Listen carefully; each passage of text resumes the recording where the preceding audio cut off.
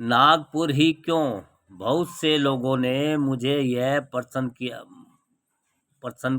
किया है कि इस महान समारंभ के लिए नागपुर ही क्यों चुना, अन्य कोई स्थान क्यों नहीं चुना। कुछ का कहना है कि इस शहर में राष्ट्रीय स्वयं संघ की सेना का केंद्र होने के कारण उन्हीं की आंखों के सामने कुछ करके दिखाने के लिए मैंने इस स्थान को चुना है, लेकिन यह बात सच नहीं है। मेरा यह उद्देश्य नहीं है कि नाक को खुजाकर किसी भी अपशगुन करने की मेरी कोई इच्छा नहीं है, और न ही मेरे पास ऐसी निरर्थक बात करने के लिए समय ही है। जो महान कार्य मैंने अपने कंधों पर लिया है वह महत्वपूर्ण है कि उसके संबंध में एक एक मिनट भी मेरे लिए बड़ा महत्व रखता है। इस स्थान को चुनते समय कभी भूल से भी आरएसएस का विचार मेरे मन में नहीं आया।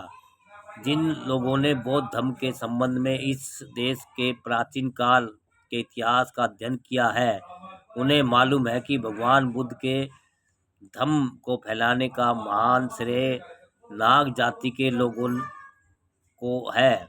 नाग लोग आर्यों के कट्टर शत्रु थे। आर्यों और अनार्यों में आपस में बड़ी लड़ाइयाँ हुई। आर्य लोग नाग लोगों को समूल नाश करना चाहते थे। इस विषय में बहुत सी कहानियाँ पुराणों में मिलती है। अर्जुन ने नागों को जलाया था। अगस्त मुनि ने एक सर्प नाग की रक्षा की थी। उसी नाग के वंशज आप लोग हैं। जिन नागों को छल और कपट से पतित बनाया गया था, उन्हें उठाने के लिए एक महापुरुष की आवश्यकता थी, और वह उन्हें भगवान बुद्ध के रूप में मिले। नागों ने ही सारे भारत में बौद्ध धर्म का प्रचार किया। आज उन्हीं नागों की संतान है।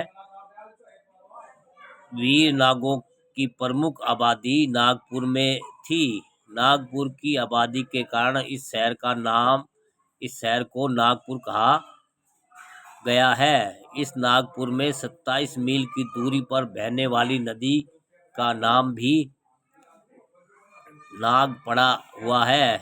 इससे ऐसा मालूम पड़ता है कि इसी नदी के आसपास नागों की आबादी थी। नागपुर को इस महान समारंभ के लिए चुने जाने का कारण यही है। दूसरा कोई कारण इसके पीछे नहीं है। इसलिए इसे कोई भी गलत न समझे। किसी और बात पर राष्ट्रीय स्वयं संघ के पास विरोध संभव है, लेकिन इस स्थान को किसी ने भी उनको चिढ़ाने के लिए पसंद नहीं किया है दोस्तों।